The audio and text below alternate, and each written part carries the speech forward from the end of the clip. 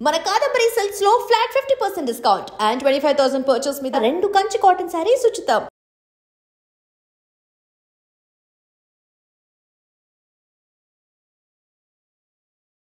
Welcome to iDream. నేను మీ భవ్య. ఇప్పుడు మన ముందు డాక్టర్ బాలకిషన్ ఆయుర్వేదిక్ డిపార్ట్మెంట్ లో ఎక్స్పర్ట్ మన ముందు ఉన్నారు.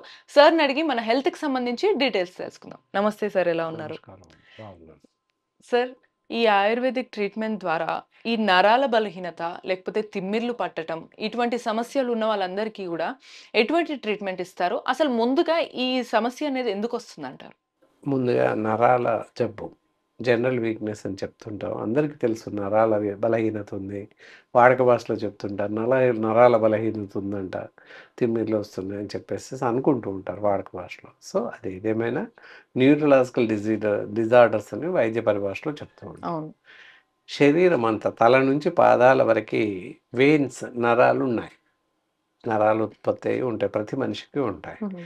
తల నుంచి కాలు వేలి వరకు రక్త ప్రసరణ జరుగుతూ ఉంటుంది. ఎల్లవేళలా నిరంతరంగా రక్త ప్రసరణ జరుగుతూనే ఉంటుంది. ఈ నరాల ద్వారానే రక్త ప్రసరణ అనేది జరుగుతూ ఉంటుంది.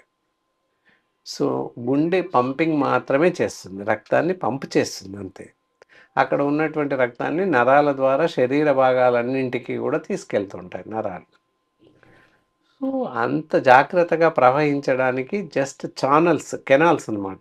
మామూలు పరిభాషలో చెప్పాలంటే it is దైన్ canals, it is connecting pipes, connecting lobes. ఒక శరీరం మెయిన్ భాగం నుంచి, గుండె నుంచి అన్ని భాగాలకు, శరీరంలో ఉన్న అన్ని భాగాలకి రక్త ప్రసరణ జరుగుతూ ఉంటుంది. కాలి వేళ్ళ వరకు, చేతి వేళ్ళ వరకు కూడా జరుగుతుంది. టిప్ ప్రాంతంలో ఇలా అంటే బ్లడ్ వచ్చేస్తుంది, ఆ విధంగా ఉంటుంది.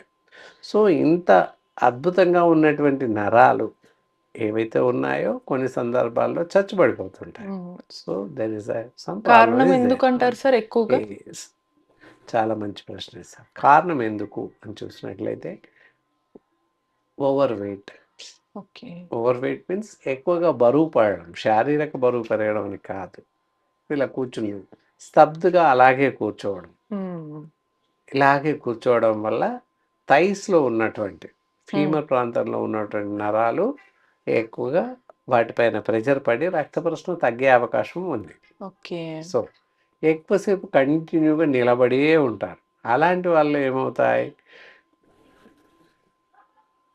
అండర్ ద నీ లెగ్, అక్కడ ఏదైతే ఉందో టిబియా ప్రాంతంలో, కాలి పిక్క అంటారు, ఆ ప్రాంతంలో ఉన్నటువంటి నరాలు స్ట్రిప్ అవుతాయి. ఒక రకమైనటువంటి గట్టితనానికి లోనవుతుంటాయి.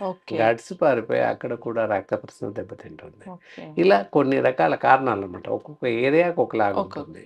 మనం ఒక పక్క గంటల తరబడి పడుకొని ఉండడం వల్ల ఏంటంటే ఆ పక్క మొత్తం తిమ్మిరి వచ్చేస్తుంది. కారణం ఏంటి, బరువు పడుతుంది కండరాల పైన, తద్వారా నరాల పైన బరువు పడుతుంది, రక్త ప్రసరణ సజావుగా జరగదు, అందువల్ల తిమ్మిరి వచ్చేస్తుంది. So that is the main fundamental అనమాట. ఎక్కడైనా రక్త ప్రసరణ జరగట్లేదు, తిమ్మిర్లు వస్తున్నాయి అంటే ఏదో ఒకటి బరువు పడుతుంది అని అర్థం అనమాట. ఎక్కువసేపు ఇలాగే కూర్చున్నామంటే కాసేపటికి కాళ్ళు వేళ్ళాడేసి కూర్చుంటాం ఒక్కోసారి. అలాంటప్పుడు కాళ్ళు తిమ్మిరి పట్టేస్తాయి తెలియకుండానే. కాళ్ళు కింద పెట్టగానే కింద ఆందు, ఏదో నేలపైన అన్నట్టు అనిపించదు, తిమ్మిరి ఉంటూ మొద్దు పారిపోయినట్టుగా ఉంటాయి. So that is the sensation కోల్పోతాం.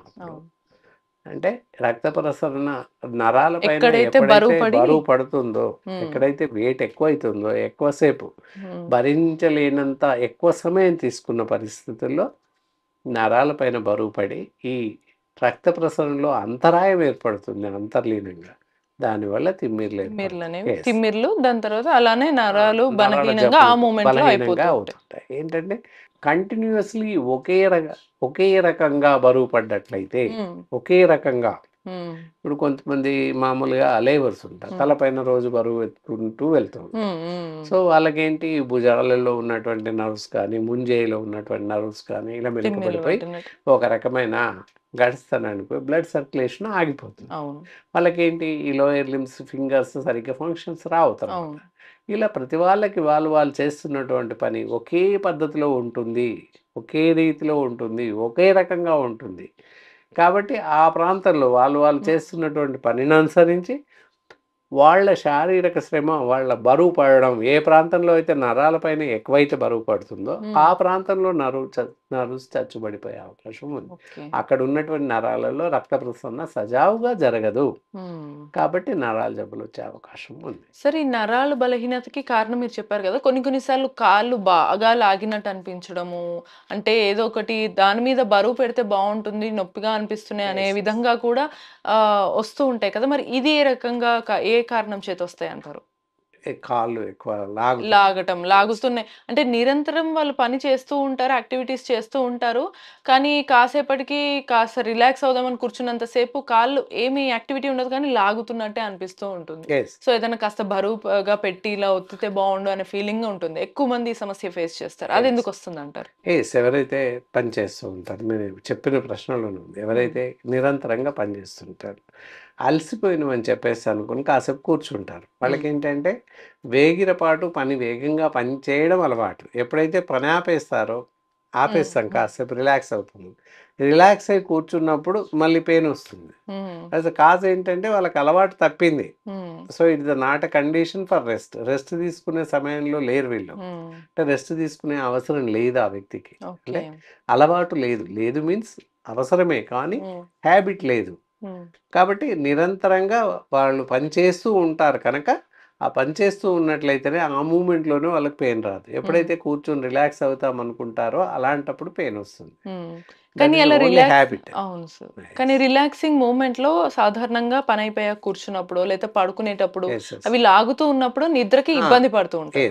అది ఎందుకు జరుగుతుంది అని అంటే ఇక్కడ ఎక్కువసేపు పని చేస్తుంటారు. ఇందాక చెప్పినట్టు డే మొత్తం టైలరింగ్ వర్క్ బాగా టైలరింగ్ చేయడం, లేదా ఇంకేదో వర్క్ డ్రైవింగ్ అయితే ఎక్కువ డ్రైవింగ్ చేయడం, ఇలాంటివి జరుగుతాయి. మీరు చెప్పిన దానికి ఎగ్జాంపుల్స్ అనమాట. ఏ పని చేసే వాళ్ళైనా ఎక్కువసేపు నిరంతరంగా వెళ్తూ ఉంటాం. అయిపోయాక చివరికి వచ్చాక ఎవరైనా వచ్చేసి ఏదైనా ఏదైనా బరువు తెచ్చి మీద వేస్తే పోతుంది, తగ్గిపోతుంది, హాయిగా ఉంటుంది అని అనిపిస్తుంది. సో అలాంటి పరిస్థితుల్లో ఎక్కడ పడుకున్నా నిద్ర వచ్చేస్తుంది. నిద్రపోయి లేస్తే తగ్గిపోతాయి అంతే. ఇట్ ఈస్ కామన్ థింగ్ అనమాట.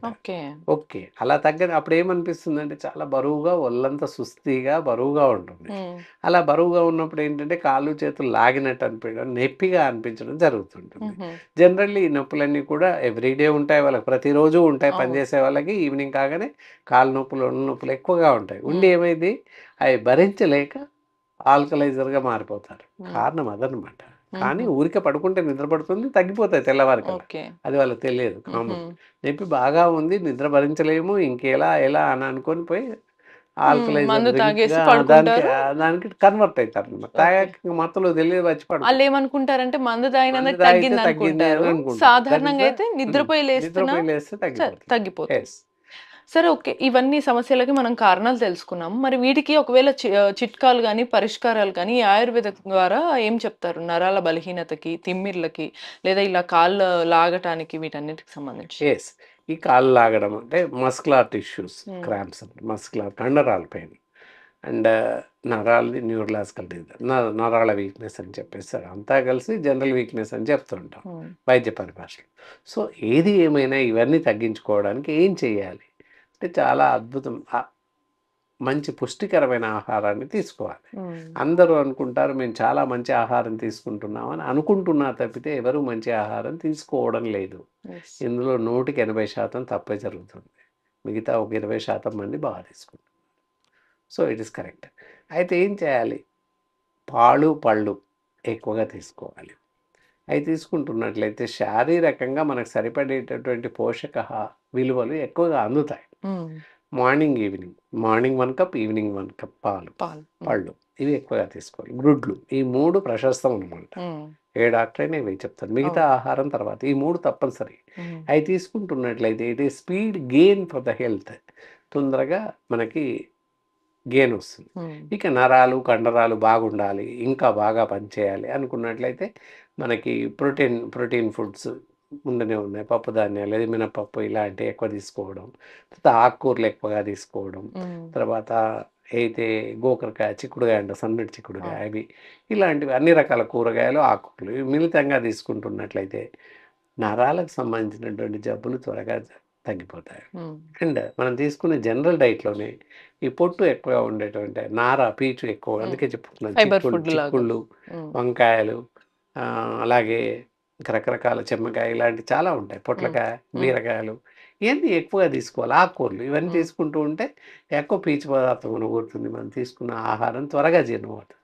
దానివల్ల ఏంటంటే నరాలలో యాక్టివ్‌నెస్ పెరుగుతూ ఉంటుంది. ఓకే సో, ఇలా ఈ విధంగా తీసుకుంటూ ఉన్నట్లయితే తప్పనిసరిగా ఓకే నరాల జబ్బులు కొంతవరకి తగ్గుతాయి. తగ్గే అవకాశం ఉంది. అండ్ మేజర్ ఏంటంటే మినిమంగా ఉమ్, ఈ రోజుల్లో పిల్లలు కూడా తప్పకుండా వాకింగ్ చేయాల్సిన పరిస్థితి ఏర్పడుతుంది. అవును ఎందుకంటే వాళ్ళకు కూడా స్థూలకాయం, ఊబకాయం వస్తుంది. కనుక రోజు ఒక అరగంట సేపు పిల్లలైతే రన్నింగ్ చేయాలి తప్పకుండా. ఒక half an hour running continue minimum running అలా చేస్తుండాలి పొద్దున సాయంత్రం. పెద్దవాళ్ళైతే morning half an hour, evening half an hour speed walk, మెల్లగా నడవడం కాకుండా నడక వేగంగా ఉండాలి. అలా చేసినట్లయితే తప్పకుండా ఈ నరాల జబ్బులు రాకుండా ఉంటాయి. ఓకే సార్, రాకుండా ఉండటానికి జాగ్రత్తలు చెప్పారు. చిన్నగా వీటిల్లో ఆయుర్వేదిక్‌లో కూడా మెడిసిన్ ఉంటాయా? ఒకవేళ ఆ సమస్య వస్తే గనుక తగ్గటానికి? ఎస్, నరాల జబ్బులకి అద్భుతమైన మందులున్నాయి. ఉమ్, దానికోసం ఎలాంటి ఆలోచన అక్కర్లేదు. బెస్ట్ ఆఫ్ బెస్ట్ మెడిసిన్స్ ఉన్నాయి.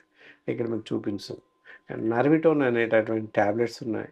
ఇవి ఓకే అన్ని రకాల నరాల జబ్బులకి ఇంక్లూడింగ్ ఫెరాలిసిస్ వస్తే కూడా తగ్గుతుంది. ఓకే అలాగే ఇక్కడ ఐశ్వరెక్స్ ఎం అని ఉంటుంది. ఇది Okay. నిరంతరంగా వచ్చినా రాకున్నా మామూలుగా జనరల్ పీపుల్స్ వాడుతూ ఉంటే కూడా నరాల జబ్బులు రాకుండా కాపాడుకోవచ్చు. వచ్చిన వాళ్ళకు కూడా తగ్గిపోయే అవకాశం ఉంది. Okay. ఇది ఒక స్పూన్ ప్రొద్దున, సాయంత్రం వేడి పాలతో తాగుతున్నట్లయితే నరాల జబ్బులు ఆటోమేటికల్లీ తగ్గిపోతాయి. ఓకే సో వేడి పాలల్లో ఒక స్పూన్ వేసుకొని ఒక స్పూన్ కలుపుకొని పౌడర్ తాగితే కలుపుకొని సరిపోతుంది. తాగితే ఈ నరాల జబ్బులు ఎలాంటివైనా తగ్గిపోతాయి. రైట్. సో చూసారు కదా సార్ చెప్పిన చిట్కాలు, జాగ్రత్తలు, ఆయుర్వేదిక్ ట్రీట్మెంట్ కూడా. సో ఇటువంటి మరిన్ని ఇన్ఫర్మేషన్స్ కోసం కీప్ వాచింగ్ ఐ డ్రీమ్.